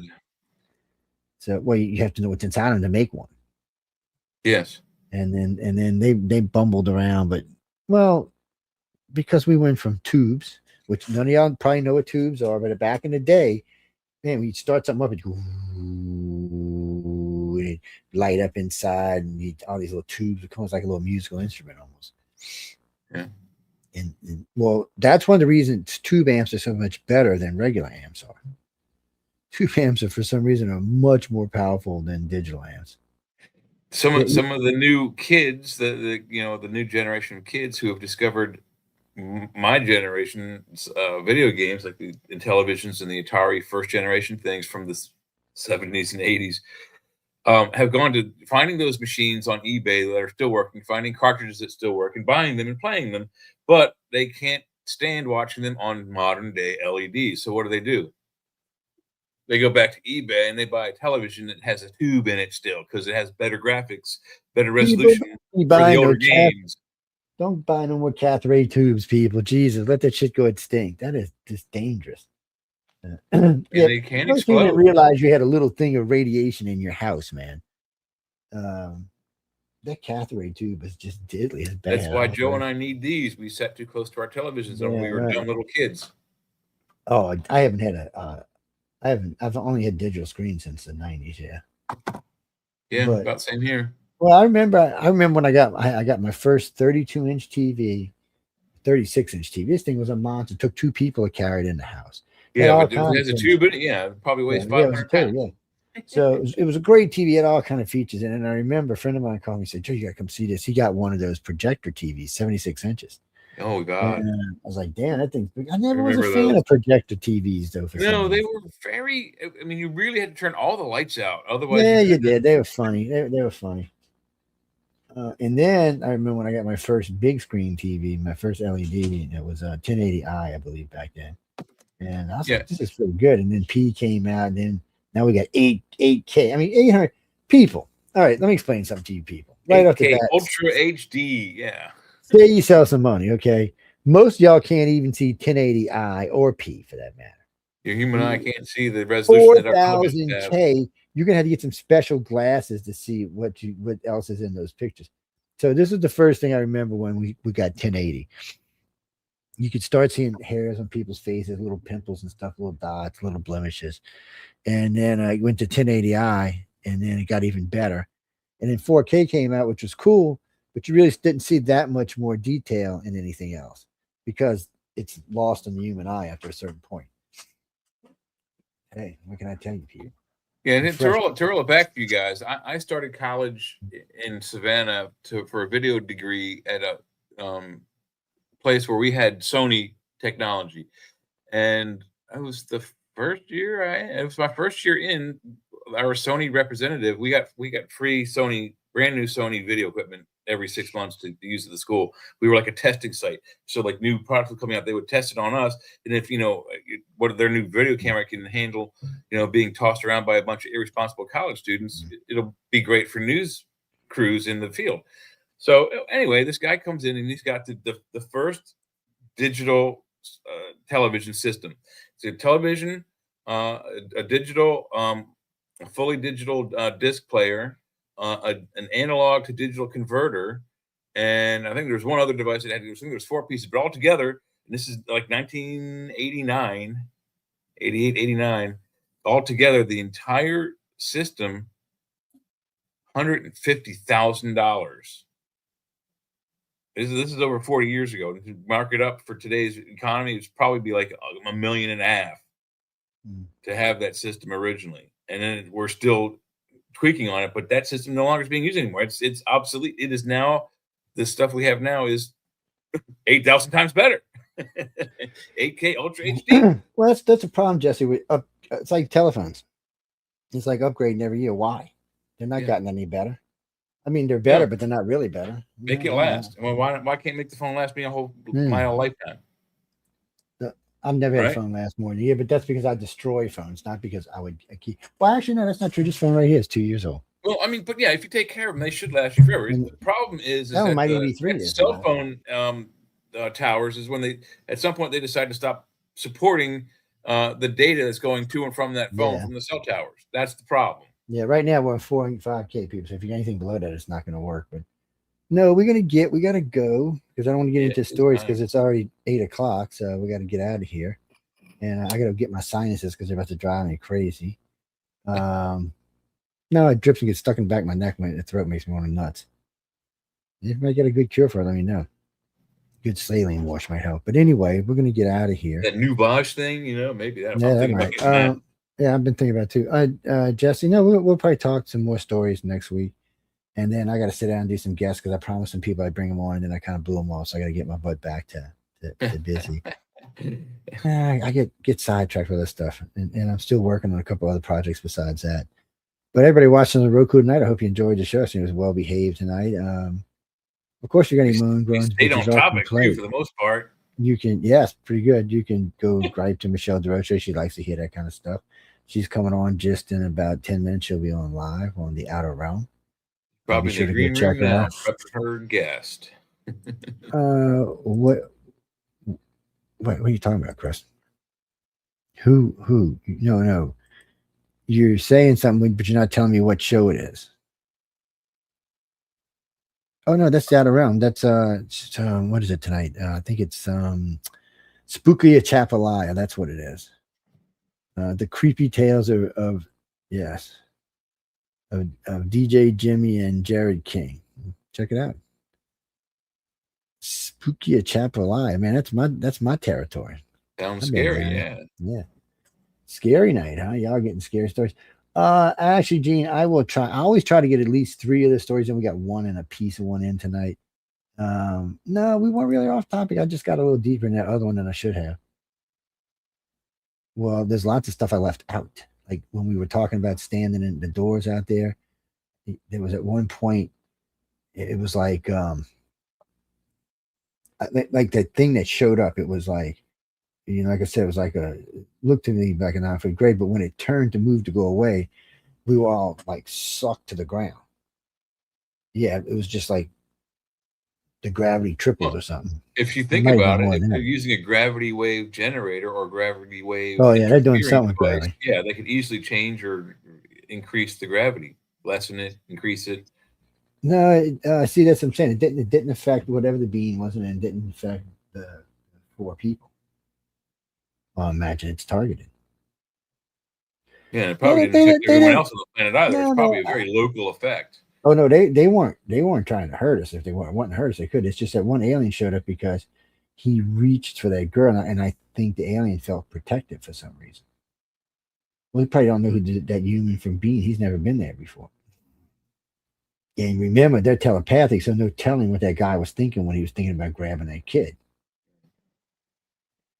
He might have had angry thoughts in his head. So, tell you this: when you're dealing with reptilians, humans, or Greys, clear your brain. Don't be thinking angry shit because they have a way of reflecting your thoughts on you. I don't know how to explain it, but it's not nice. It's an empathic kind of thing. It amplify what you're feeling and make you feel worse.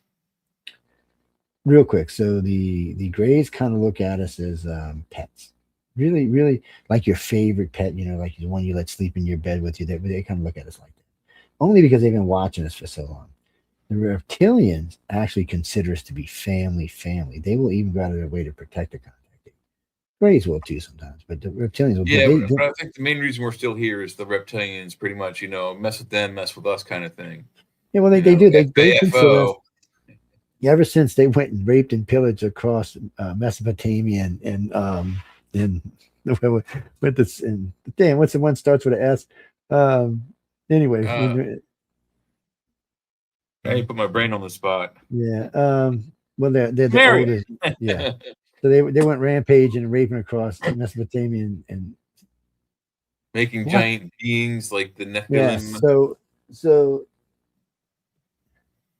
Yeah. So they were creating beings. They what gave us ascension.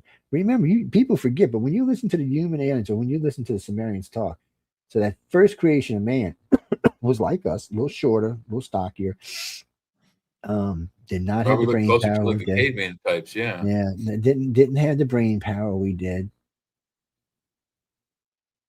Basically, just a biological drone. No, they could think and they could ask questions, but they knew how to make meat, they knew how to procreate, they knew how to cook, but they didn't understand, why they had to go plow the fields. They didn't question their masters. Yeah, but they weren't allowed to procreate. No, these were. Yeah, they were. That's what they were saying. It's one of the things when you read the story, it says that it was the three things they were allowed to procreate. They were the first of the species of the created that's species. what Dalmu means, is the first ones to be allowed to breed. Yeah, that's us, not those. Yeah. No, they were breeding long before we were even around. How do you think the reptilians came and raped them and gave them children? They were already having children. They were already having they were already having children because they had to replenish the stock. The aliens didn't care about us. They were killing us left and right. So they had to be replenishing the stock. So they were the first ones that actually, of the created beings, that actually bred. And then because of them, we were born. We came from them. The reptilians interbred with them and gave us real sentience. We're the ones that could say no and no, Jack, because before that, there was no reptilian section in our brain, and now there is. Don't even, man. There's a reptilian section of brain. Look it up for yourself. Yes, there is. And the story goes quite well. They talk about it and how the reptilians used to take them. They said reptilians didn't appreciate. They were basically made a slave race out of a semi-sentient race. And I guess the rules say if you're fully sentient, they can't make you a slave race. Because nobody really knows what the council says and doesn't say. You can only go by contactees or experiencers that have been there, and that's only a handful. And even those you have to take with a grain of salt. Because they may be pushing an agenda, or, sometimes space travel screws with your brain. Yeah, but anyway, we got to get out of here. If you get a particular topic, just send it to either one of us. You can send it to Jay, you can send it to myself. Don't wait till the night of the show, though. I mean, if it's something we need to research or look up, or something we need to pull files on or something. Mm-hmm. Yeah. Why are you calling Jay Frogman? What the hell is that about? You don't look like a frog, man. Get the hell out of here. What are you? He's calling you Kermit. I don't understand what he was saying. Okay. Oh. Why are you calling him? Hey, Sherry. Why are you calling him Kermit? I can do a pretty good Kermit impression. I'll tell you what. When we talk next show, we'll talk a little bit about maybe another case, and we'll talk about how some of the stuff is addressed on board ships for the contactees that actually get to spend time on the ships. Not going to say this. So they got the big motherships out there. A lot of times you're not going there if they're just picking you up for experiments. They got like mid-sized ships. They do that. Yeah, you're either on a cigar or larger. When they send you out to the big ship, it's for some type of training. You usually go on a few weeks. And they can put you back when they take you, so it doesn't really matter.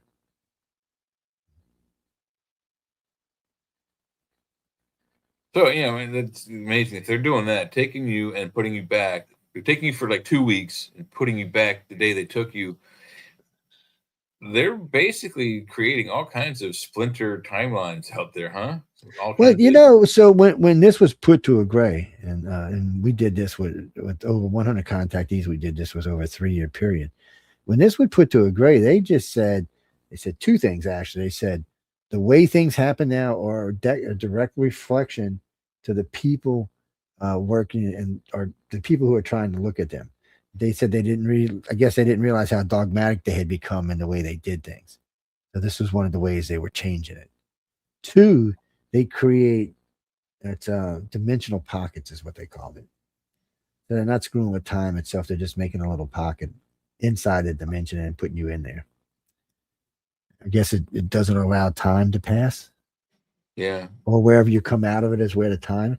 Don't ask me, Jimmy, like the hell if I know. If I knew that, I'd be making $1 billion a year. Elon would be calling me at him going, Joe, I love you, man. Think about the possibilities. Extra dimensional storage. You don't have to buy, U-store lockers somewhere in, the bad part of town. You just simply open up an interdimensional portal, put your stuff in it, close the portal. Oh, I need that stuff back. Yeah. Open the portal, get it back, close the portal. Well, Frank, we're gonna get to see how all this unfolds, I think. You'll probably see how can I say this before we go? Because we only get like a minute. You'll probably see some sort of, you always hear me talk about the desensitization program, right? So we're getting ready to move to another phase of the desensitization program that really will help a lot of people on Earth realize that, yes, there probably is life out there. Well, not probably. Look, so there was three think tanks in the last 2 years that asked this question to people: are we ready for extraterrestrial contact? Overwhelmingly, people said no. Overwhelmingly, it was even worse than what I thought it was. I agree. Some of us are, and some of us aren't. Most of us aren't. I figure in America, with 35 to 50% will be okay. Places like India, China, the Middle East, Africa. Their M or F in mind, and pardon my French, if you will. No, Frank, I don't think South America's going to lose their mind because for some reason they have a thing with aliens. It seems to have been part of their culture since the days of the Toltecs. Yeah, it doesn't seem to be out of norm for them. So I'm still saying about 50%, but still. So right now, we'll say with this and this 50%, 30%, maybe 40% of the world's ready, 35%. That's high. It's a high estimate, but I'd stay with like closer to like 25. Yeah, I'll go with 25 too. It's well, James, I just okay. Do you think the Muslims are going to incorporate this into the religion? I don't even know if the Catholics can incorporate. They're trying. Catholics actually talked about contact, so they're trying. But there's a lot of religions that are just not going to accept this. And allegedly, Donald J. Trump opened up the. He ordered the DoD to allow public access. He said, allow public access to all the UFO bases for Congress and representatives of House of Representatives. Yeah, think about that. Yeah, but he can't do that anyway. So nice try, Trump. But his security clearance isn't that high, Jesse. Yeah. So I don't even think he has clearance. So a president of the United States has a really, really, really, really high security clearance. But there are things, because the projects are long-term projects, that presidents do not need to know. So I remember the first 2 presidents asked to go to Area 51. They were both told, you don't have the clearance. You don't need to know. And there was a president that signed off on this to make this happen. So I think the last president to have Q clearance or higher was Bush Sr. Yeah. Reagan knew what was going on, but Reagan knew it was going on because of Daddy Bush. That's why Baby Bush knew what was going on, because of Daddy Bush. Yeah. If Daddy Bush wasn't Reagan's vice president, I don't think he would have been briefed on the Roswell situation. Well, Jesse, real quick, they always say 2-term Republican presidents in their second term, sometimes they'll tell them. Well, I don't know if that's true or not. I know Reagan was told, but he was told by Daddy Bush, and Baby Bush was told by Daddy Bush. So those are first Republicans. We know Clinton begged and never was told. Obama didn't seem to care. Joe Biden didn't know.